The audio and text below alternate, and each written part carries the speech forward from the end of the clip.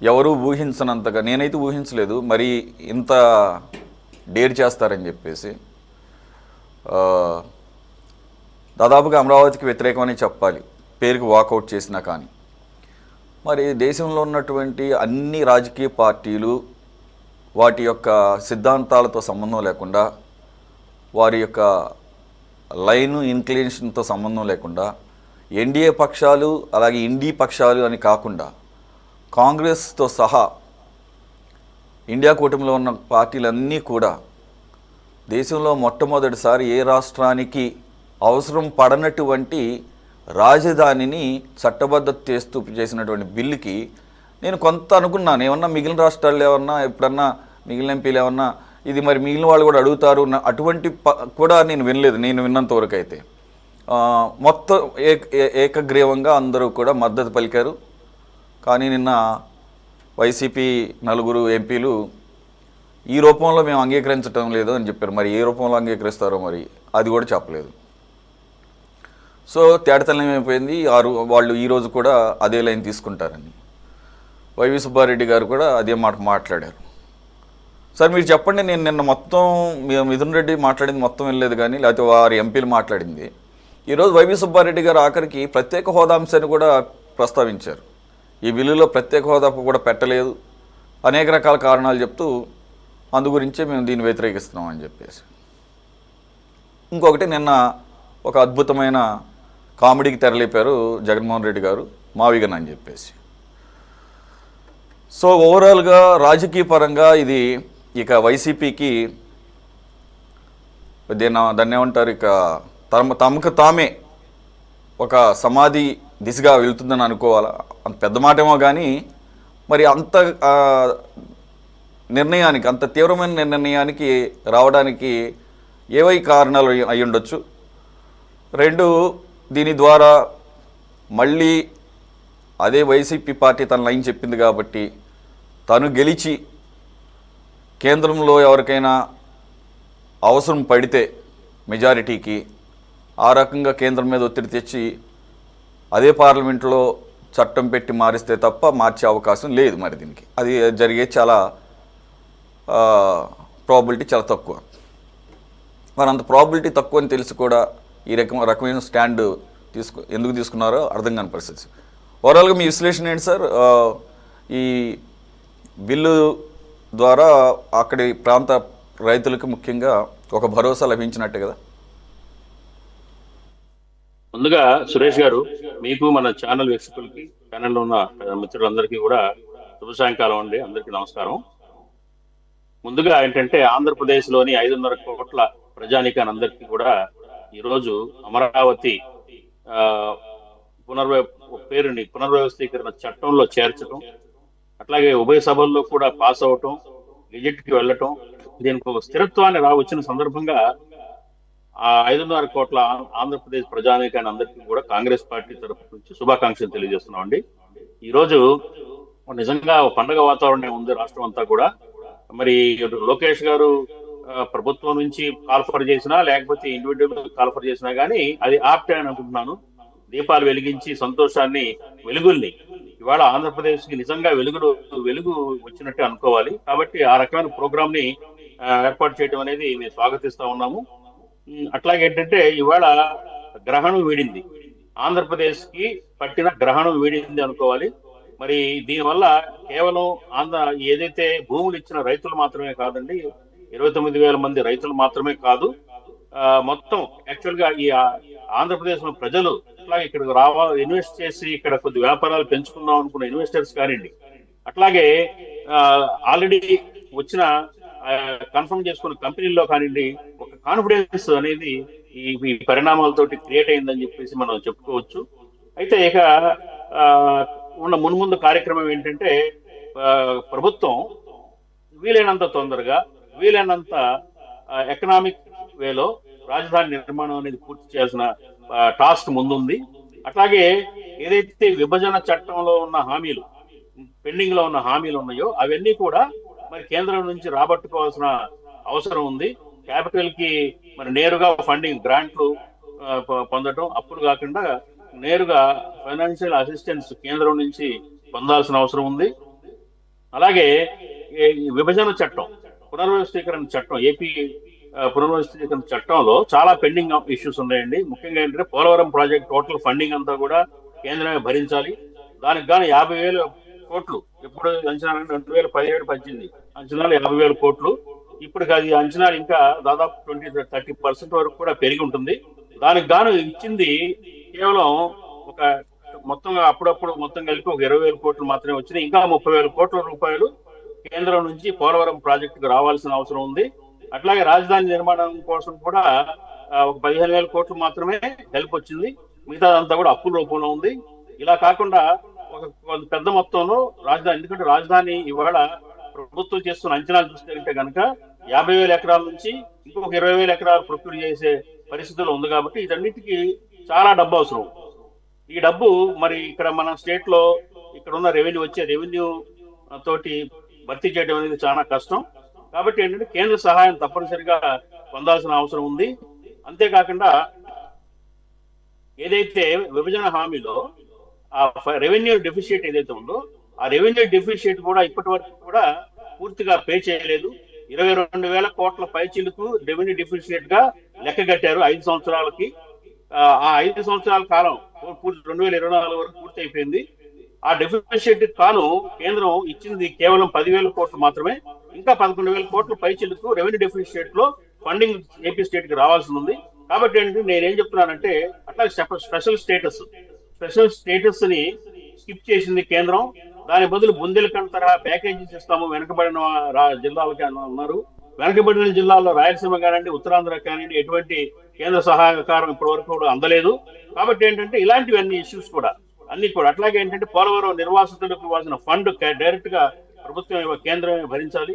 ఇట్లాంటి అంశాల మీద ప్రభుత్వం దృష్టి పెట్టాలని చెప్పేసి కాంగ్రెస్ పార్టీ నుంచి కోరుతున్నానండి. అట్లాగే జగన్మోహన్ రెడ్డి గారి విషయానికి వస్తే, జగన్మోహన్ రెడ్డి గారు సెల్ఫ్ గోల్ వేసుకున్నాడు. ఆయన యాక్చువల్ గా ఆయన మాటలకి అర్థాలు ఏంటో, ఎందుకు అలా ప్రవర్తిస్తున్నాడో ఏంటో, ఒక మెచ్యూర్డ్ పొలిటీషియన్ లాగా జగన్మోహన్ రెడ్డి గారి ప్రవర్తన కానీ మాట కానీ లేదు. ఆయన అనుసరించే నిన్న సుబ్బారెడ్డి గారు కానివ్వండి, నిన్న మిథున్ రెడ్డి గారు కానివ్వండి, ఈ రకమైన చట్టానికి మీరు సపోర్ట్ చేయమన్నారు. ఏ రకమైన చట్టాన్ని సపోర్ట్ చేస్తారు, ఏం కోరుకుంటున్నారు అనేది స్పష్టత ఇస్తే బాగుండేది. పార్లమెంట్ లో కానీ, రాజ్యసభలో, లోక్సభలో కానీ, రాజ్యసభలో కానీ నాకు ఇది కావాలి, మేము ఇట్లయితే ఇట్లా ఉంటే మేము యాక్సెప్ట్ చేస్తాం అనేది క్లారిటీ లేదు. కేవలం ఏంటంటే మోకాలు అడ్డటం అనేది ఒక టార్గెట్ గా, అమరావతిని ఒప్పుకోలేని స్థితిలో వాళ్ళ అధినేత ఉండటం బట్టి ఆ అధినేత జగన్మోహన్ రెడ్డి గారి యొక్క విధానాన్నే కింది స్థాయి నాయకులు కూడా మాట్లాడుతూ ఉన్నారు తప్ప, ఇది ఖచ్చితంగా ఆయన పార్టీ సెల్ఫ్ గోల్ వేసుకుంది. ఇక భవిష్యత్తులో ఆంధ్రప్రదేశ్ లో ప్రజల్లో జగన్మోహన్ రెడ్డి గారిని నమ్మటం కానీ, విశ్వాసం చూపించడం కానీ, ఆయన ఆదరించడం కానీ జరగదు. కారణం ఏంటంటే ఇవాళ కూడా ఆయన రిలీజ్ అవుతాడేమో అనుకున్నాను. ఏదైతే పార్లమెంట్కి వెళ్తుందో ఆయనకు తెలుసు. ఎందుకంటే ముఖ్యమంత్రి చేసిన మనిషి, రాజకీయ కుటుంబంలో నుంచి మనిషి, రాజకీయాలు చిన్నప్పటి నుంచి చూస్తున్న మనిషి. ఇవాళ పార్లమెంట్కి వెళ్తున్న నేపథ్యంలో దాన్ని మరి యాక్సెప్ట్ చేసి గౌరవంగా హుందాగా అమరావతిని యాక్సెప్ట్ చేసి, కావాలంటే కొన్ని సూచనలు చేసి, ఇప్పుడు నేను చెప్పాను కొన్ని సూచనలు, పునర్వ్యవస్థీకరణ చట్టంలోనే అమలు జరపాలి, ఫండ్ ఇవ్వండి, అది కూడా చెప్పి గౌరవంగా యాక్సెప్ట్ చేస్తే ఆయన గౌరవం బాగా పెరిగేది. ప్రజలలో కొంత ఆయన గ్రిప్పు నిలుపుకునేవాడు.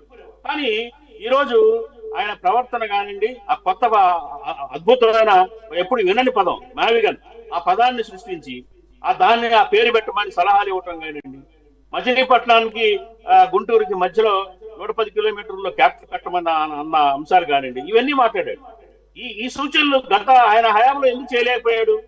ఆయన 5 ఏళ్ల కాలంలో పోనీ అమరావతి నచ్చలేదు, అక్కడ లోతట్టు ప్రాంతం అంటున్నాడు, నదీ పరివాహక ప్రాంతం అంటున్నాడు. ఆయన పరిపాలనా సమయంలో ఆ మచిలీపట్నాన్ని ఈ మ్యావిగన్ ఏమైపోయింది?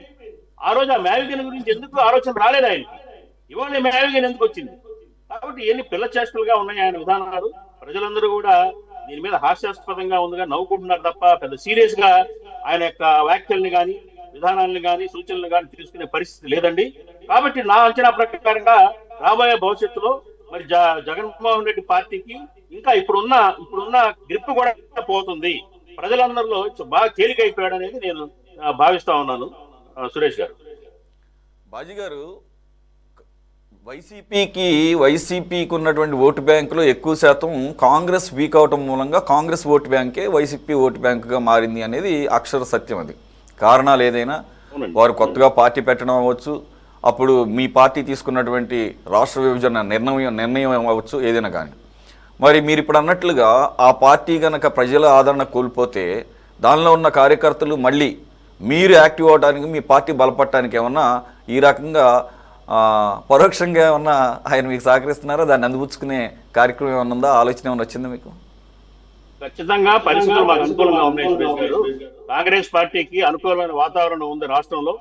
కారణం ఏంటంటే మేము రాష్ట్ర విభజన చేశాం. కాంగ్రెస్ పార్టీ నుంచి రాష్ట్ర విభజన జరిగింది. అప్పుడు పరిస్థితులు వేరు.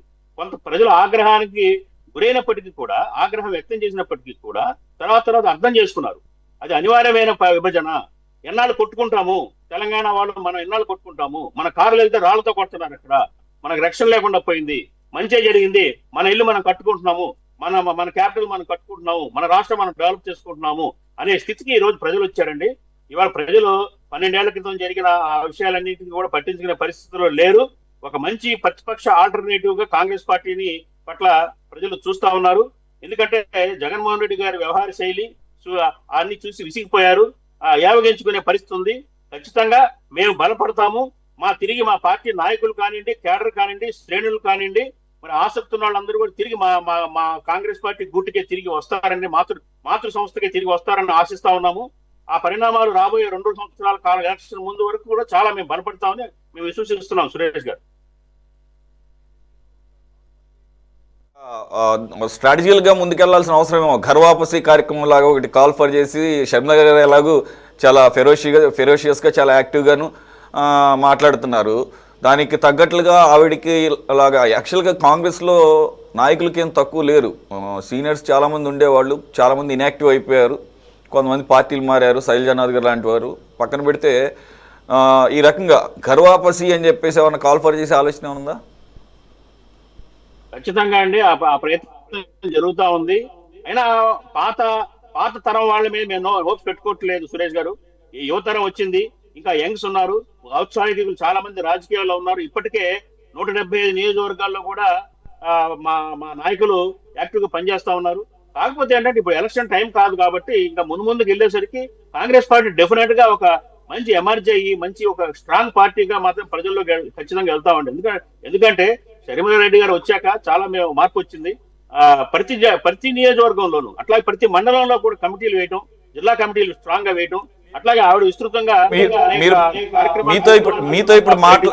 మీతో ఇప్పుడు మాట్లాడుతుండగానే మన పర్టికులర్గా మీ పార్టీ బలోపేతం గురించి, అలాగే వైసీపీ చేసుకున్న సెల్ఫ్ గోలు, అలాగే వైసీపీ ఏర్పడినటువంటి నేపథ్యం, అవన్నీ కనుక మీతో మాట్లాడుతున్నప్పుడు నాకు అనిపించింది ఇంకొక అడుగు ముందుకేసి. ఆల్రెడీ మీరు అన్నారు, నాకు గుర్తుంది, కాంగ్రెస్ పార్టీ ఒక విధానపరమైన నిర్ణయం, కాంగ్రెస్ పార్టీ కనుక కేంద్రంలో అధికారంలోకి వస్తే ఆంధ్రప్రదేశ్కి ఇస్తామన్నటువంటి ఆ ప్రత్యేక హోదాని ఇస్తామని చెప్పేసి, దాన్ని మరోసారి యాక్టివ్గా ముందుకు తీసుకెళ్లే ఆలోచన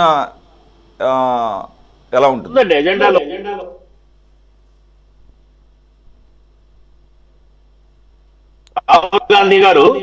రాహుల్ గాంధీ గారు మేము అధికారంలోకి వస్తే స్పెషల్ స్టేటస్ ఇస్తామని, విభజన హామీలన్నీ 100% అమలు చేస్తామని అనేక సందర్భాల్లో చెప్పారు. మేము దాన్నే ప్రధాన అస్త్రంగా తీసుకొని రాబోయే రోజుల్లో ప్రజల్లోకి వెళ్తాం సురేష్ గారు, ఖచ్చితంగా. రైట్. ఇకపోతే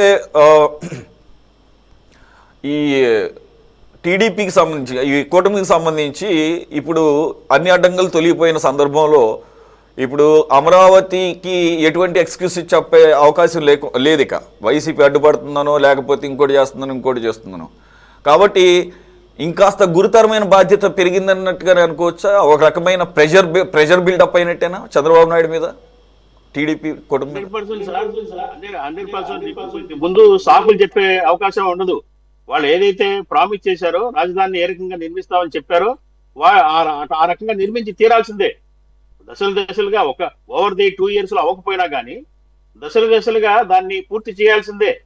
అట్లాగే రైతులకి ఏదైతే ప్రామిసులు చేశారో అవన్నీ ఫుల్ఫిల్ చేయాలి.